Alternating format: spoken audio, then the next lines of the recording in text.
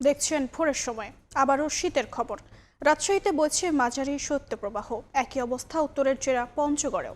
এই মুহূর্তে রাজশাহীতে আছেন রিপোর্টার সাইফুর রহমান রকি এবং পঞ্চগড়ে আছেন সোহাগ হায়দার।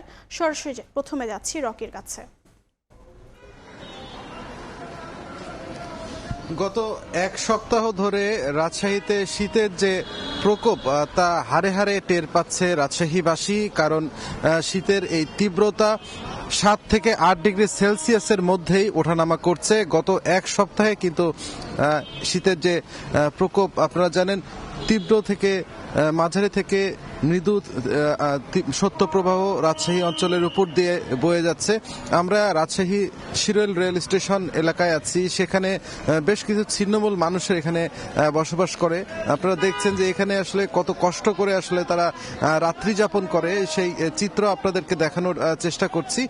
আপনাদেরকে জানিয়ে রাখি, স্থানীয় আবহাওয়া অফিস যেটি জানিয়েছেন, গতকাল রাজশাহীতে যে সর্বনিম্ন তাপমাত্রা ছিল 7 ডিগ্রি সেলসিয়াস, তা আজ 1 ডিগ্রি বেড়ে 8 ডিগ্রি সেলসিয়াস তাপমাত্রা ঠেকেছে এবং সেটি সকাল 6টা নাগাদ সেটি আমাদেরকে জানিয়েছেন। এবং বাতাসে আর্দ্রতার পরিমাণ এখানে 97% বলে তারা বলছেন এবং শীতের এই তীব্রতা আরও কয়েকদিন থাকবে বলে তারা আমাদেরকে জানিয়েছেন। সেই অর্থে রাজশাহী অঞ্চলের উপর দিয়ে এখন মৃদু শৈত্যপ্রবাহ, মাঝারি শৈত্যপ্রবাহ বয়ে যাচ্ছে।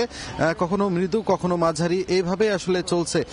পাশাপাশি আমরা যেটি দেখতে পাচ্ছি যে সকালের দিকে আসলে কুয়াশা থাকার কারণে হেডলাইট জ্বালিয়ে যানবাহনগুলো চলাচল করছে এবং এই কারণে কিন্তু মাঝে মধ্যেই সড়কে আমরা দুর্ঘটনার হতে দেখছি, দুর্ঘটনার সংখ্যা বেড়ে যাওয়ার ঝুঁকি দেখছি।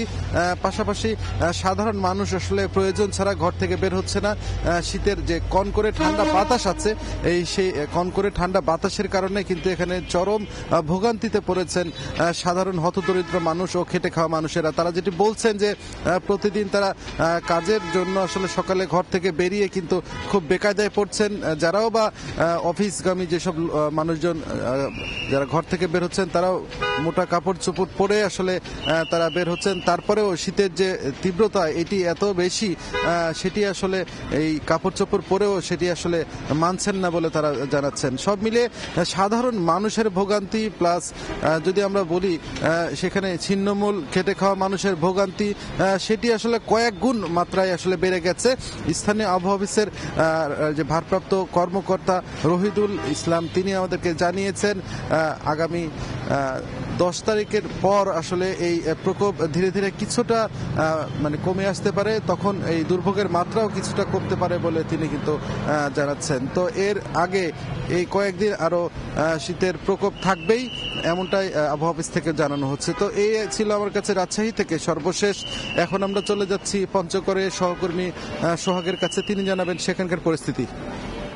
রাজশাহীর মতো দেশের সর্ব উত্তরের জেলা পঞ্চগড়েও যে শীতের তীব্রতা রয়েছে সেটা কিন্তু কয়েক গুণ হারে আমরা লক্ষ্য করছি।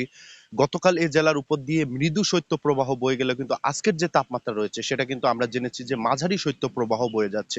গতকাল এই জেলার তাপমাত্রা 8.6 ডিগ্রি সেলসিয়াস রেকর্ড হলেও কিন্তু আজকের যে তাপমাত্রা রয়েছে সেটা কিন্তু 7.5 ডিগ্রি সেলসিয়াস সকাল 6টায় রেকর্ড করা হয়েছে বলে জানিয়েছে তেঁতুলিয়া আবহাওয়া পর্যবেক্ষণ কেন্দ্র। আমি বলে রাখি যে এই মুহূর্তে কিন্তু চারপাশ ঘন কুয়াশায় ঢেকে রয়েছে এবং পথঘাট কিন্তু কোনো কিছুই দেখা যাচ্ছে না। বলে রাখি যে ঘন কুয়াশায় কারণে কিন্তু দৃষ্টিসীমার একেবারে কাছেই কিন্তু যে বস্তু বা জিনিসটি রয়েছে সেটাও কিন্তু পরিষ্কারভাবে দেখা যাচ্ছে না। একই সাথে পাহাড়ি যে হিম বাতাস রয়েছে সেটাও কিন্তু কয়েক গুণ হারে বেশি লক্ষ্য করছি। একই সাথে যে কুয়াশার পরিমাণ রয়েছে তার কারণে কিন্তু গুড়ি গুড়ি বৃষ্টির মতো যে কুয়াশা ঝরছে সেটাও আমরা লক্ষ্য করছি। বলে রাখি যে আবহাওয়া অফিস বলছে যে বর্তমানে আবহাওয়ার যে আর্দ্রতা রয়েছে সেটা কিন্তু 97% রয়েছে। একই সাথে বাতাসের যে গতিবেগ রয়েছে সেটা কিন্তু ঘন্টায় 6 থেকে 8 কিলোমিটার বেগে বয়ে চলছে, এমনটি আমাদের জানিয়েছে।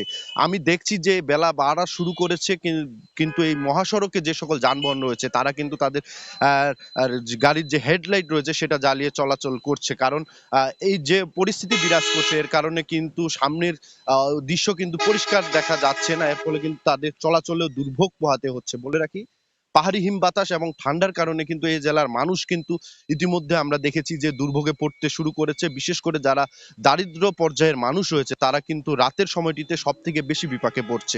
আরেকটি বিষয় জানিয়ে রাখি যে গতকাল আমরা দেখেছি দিনভর কিন্তু সূর্যের মুখ দেখা মেলেনি। বিকেল নাগাদ খানিকটা সূর্য দেখা গেলেও কিন্তু সে তার উত্তাপ ছড়াতে পারেনি। একই সাথে আকাশ ছিল মেঘলা। তবে দিনভর গতকালের অবস্থার মতো কিন্তু আজকের অবস্থা খানিকটা পরিবর্তন হয়েছে। আজকে কিন্তু আমরা লক্ষ্য করছি যে কুয়াশার যে পরিমাণ সেটা কিন্তু গতকালের থেকে আজকে অনেকটা বৃদ্ধি পেয়েছে। আমরা রাতেও লক্ষ্য করেছি যে রাতেও যে ঠান্ডার পরিমাণ সেটা বেশি ছিল এবং চারপাশ কিন্তু কুয়াশায় ঢেকেছিল। এখনো তা আমরা কিন্তু লক্ষ্য করছি। আমরা যখন এই যে আমি জানিয়ে রাখি যে সকাল থেকে আমরা লক্ষ্য করেছি যে পঞ্চগড় শহরের বিভিন্ন পয়েন্টে বা রাস্তার পাশে কিন্তু যারা মানুষ কাজের উদ্দেশ্যে বের হয়েছে তারা কিন্তু উষ্ণতা পাওয়ার জন্য রাস্তার মোড়ে বা বিভিন্ন জায়গায় কিন্তু আগুন জ্বালিয়ে কিন্তু শীত নিবারণের চেষ্টা করছে।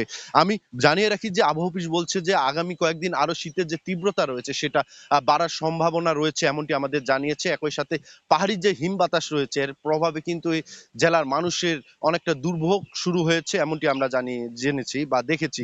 সবশেষ জানিয়ে রাখি যে শীতের তীব্রতার কারণে এই জেলার যারা নিম্ন আয়ের মানুষ রয়েছে তারা কিন্তু চরম বিপাকে পড়তে শুরু করেছে। তো এই ছিল আমার কাছে পঞ্চগড় থেকে শীতের সর্বশেষ খবর। যুক্ত ছিলাম পঞ্চগড় এবং রাজশাহীতে।